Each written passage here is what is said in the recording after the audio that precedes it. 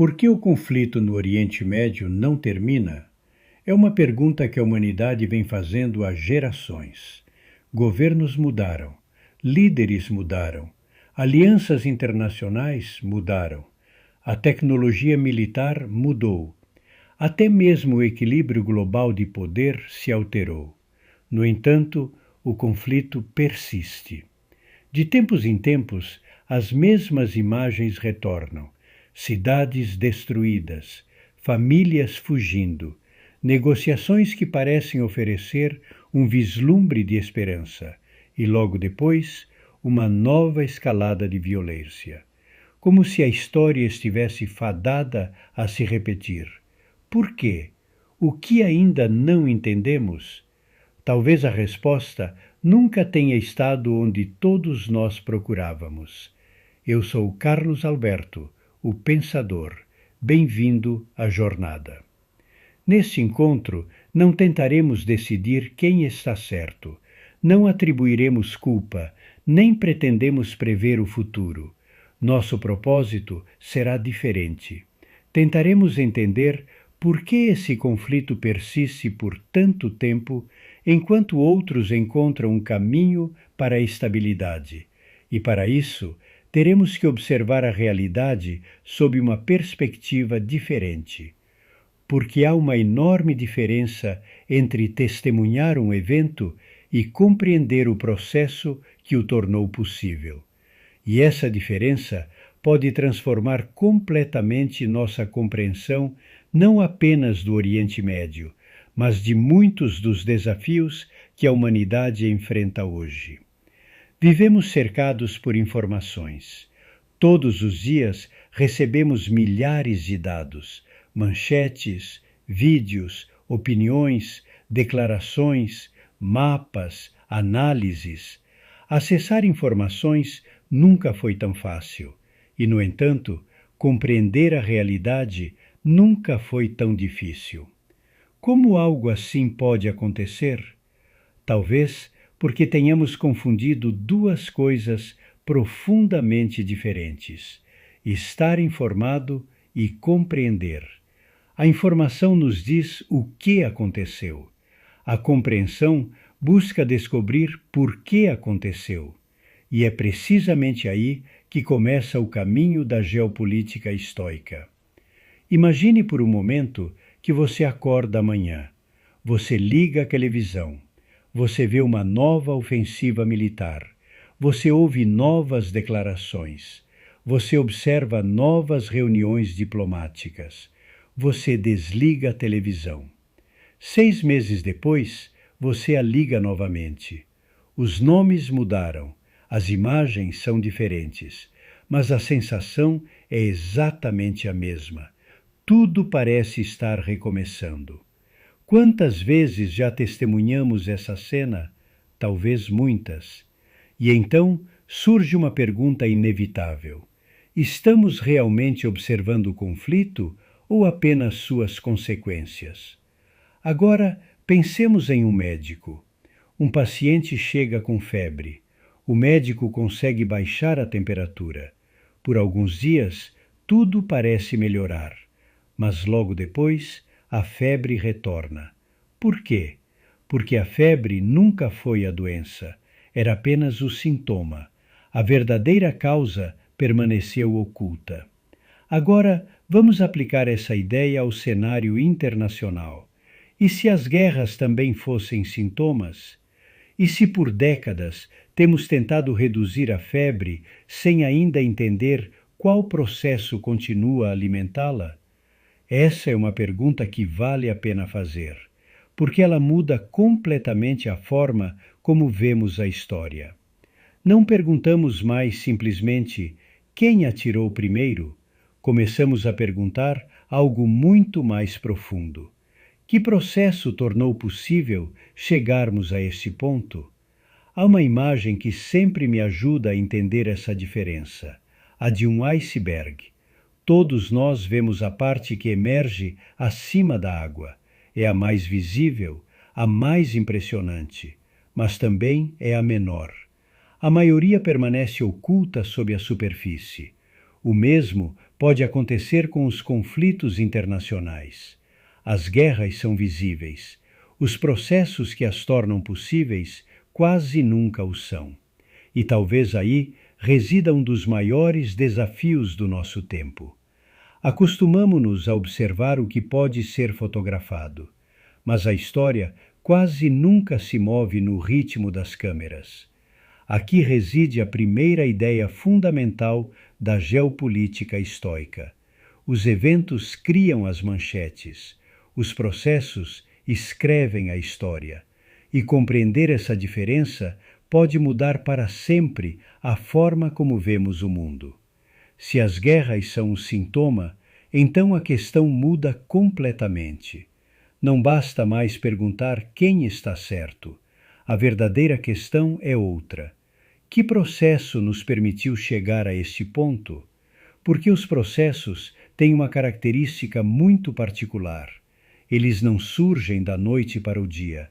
Desenvolvem-se lentamente, quase sempre silenciosamente. E quando finalmente se tornam visíveis, elas vêm transformando a realidade há muito tempo. Talvez seja por isso que a história muitas vezes nos surpreende. Não porque mude repentinamente, mas porque começamos a observá-la tarde demais. Imagine uma partida de xadrez. Quando termina, qualquer um pode apontar o último lance. Poderiam até dizer: ele perdeu a partida aqui. Mas os grandes jogadores sabem que a derrota raramente começa com o último lance. Ela começa muito antes, com uma peça mal posicionada, com uma casa indefesa, com uma decisão aparentemente insignificante. Por vários lances, nada acontece. Tudo parece estar sob controle, até que chega o momento em que todo o tabuleiro muda. O mesmo acontece com a história. As guerras quase nunca começam com o primeiro tiro. Esse tiro, geralmente, é apenas o momento em que um longo e silencioso processo não pode mais ser escondido. Há um detalhe que raramente notamos. Quando uma guerra começa, todos olhamos para a frente. A próxima ofensiva, a próxima negociação, a próxima resolução internacional. Mas quase ninguém olha para trás. E, no entanto, é aí que a explicação geralmente é encontrada. Porque as causas profundas não aparecem no dia em que o conflito começa. Elas vêm se formando há anos, às vezes por décadas. A história tem um ritmo diferente do das notícias.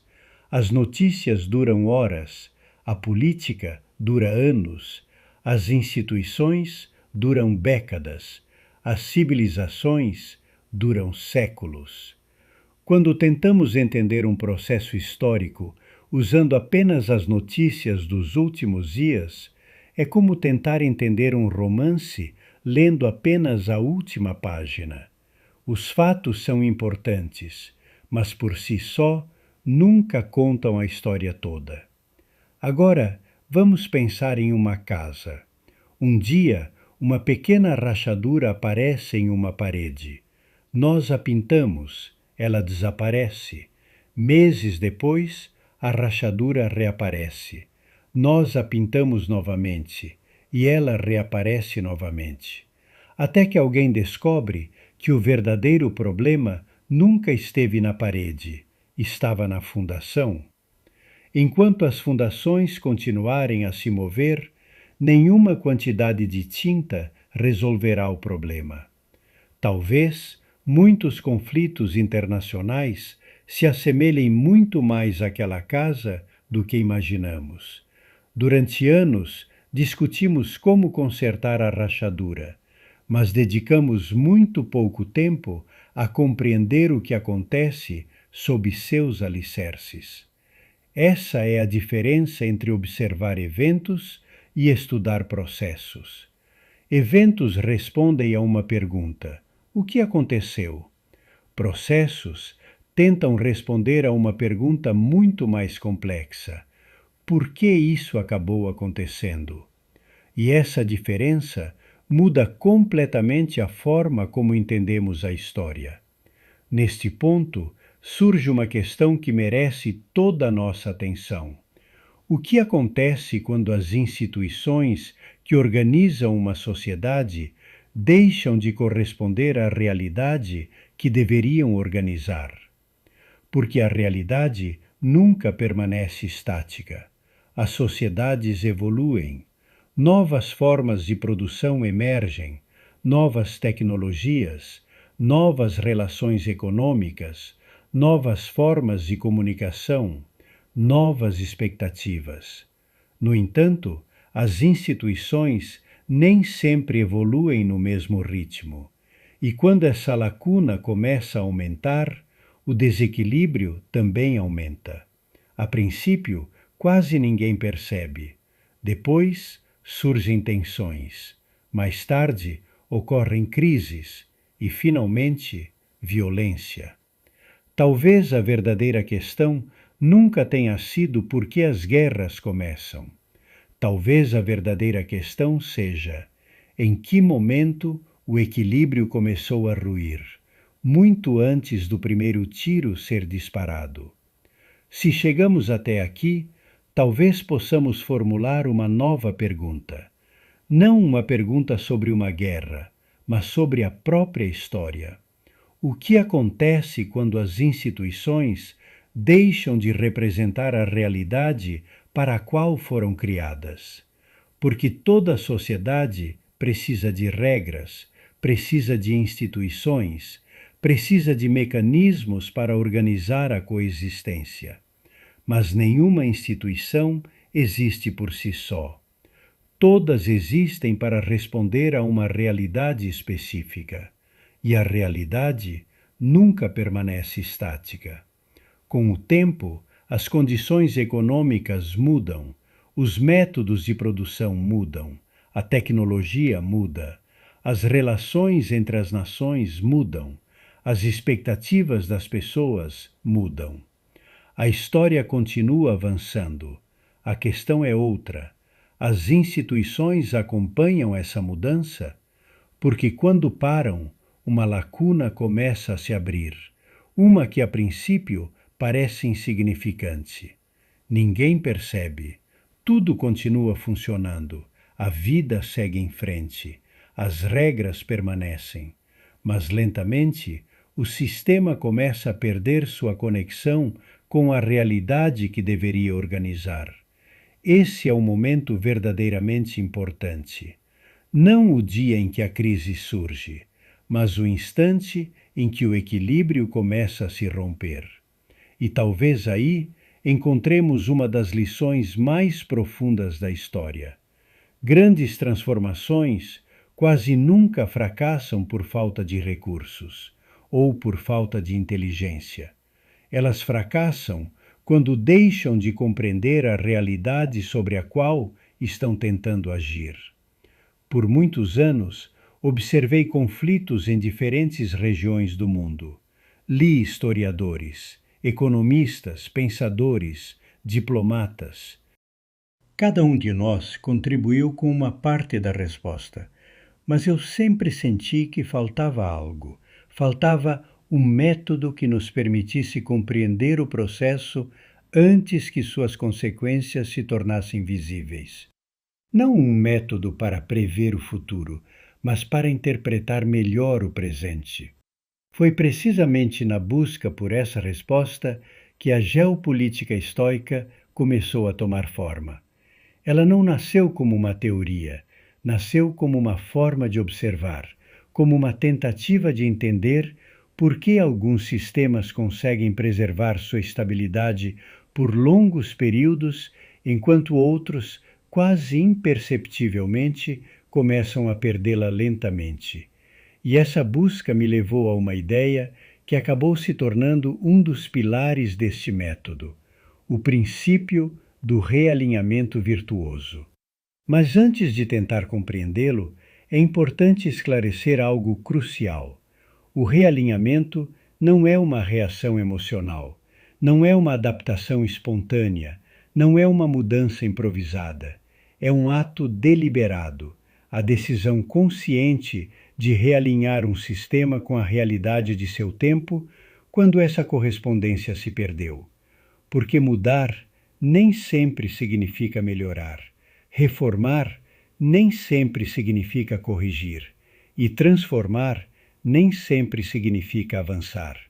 No entanto, a parte mais importante ainda está faltando, porque um sistema pode se realinhar por muitas razões. Pode fazê-lo para preservar privilégios, pode fazê-lo para concentrar poder, pode fazê-lo unicamente em resposta a interesses particulares. Isso também seria um realinhamento, mas não seria um realinhamento virtuoso, porque a virtude é o bem essencial de toda a atividade humana. Ela não embeleza o realinhamento, ela o guia, ela lhe dá significado, ela lhe dá legitimidade. É a virtude que nos permite distinguir entre o que deve ser preservado e o que precisa ser corrigido, entre o interesse próprio imediato e o bem comum, entre a conveniência do momento e os princípios que tornam possível a coexistência livre, justa e estável. Talvez seja por isso que a paz nunca começa quando as armas se calam. Ela começa muito antes.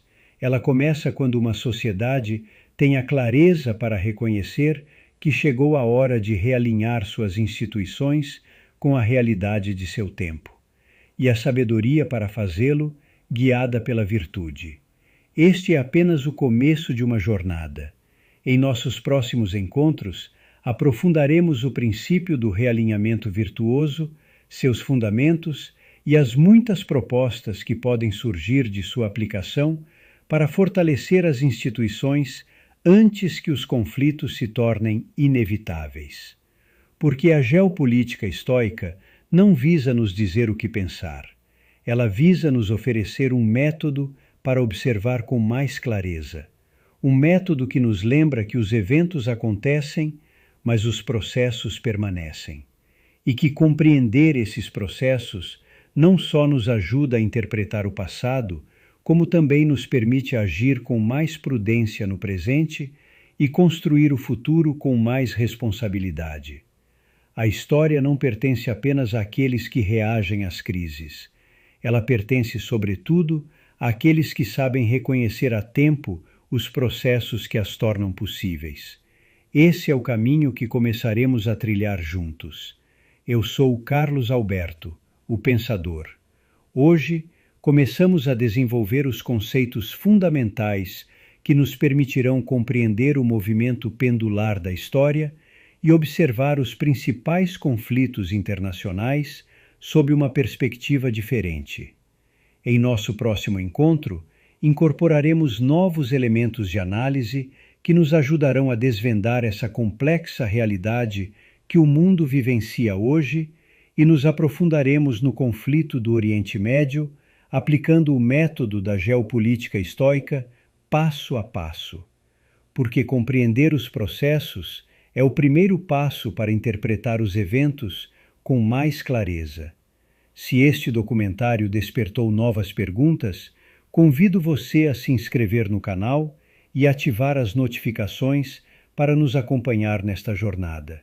E agora, gostaria de ouvir sua opinião. Qual você considera o principal obstáculo para alcançar uma paz duradoura no Oriente Médio? Deixe seu comentário abaixo. Estou interessado em ouvir sua perspectiva, pois a troca de ideias também faz parte deste processo. E se você acha que este trabalho pode oferecer uma perspectiva diferente, compartilhe. Dessa forma, você ajudará mais pessoas a descobrirem este método de análise. Pensar bem leva a uma vida melhor. Até a próxima.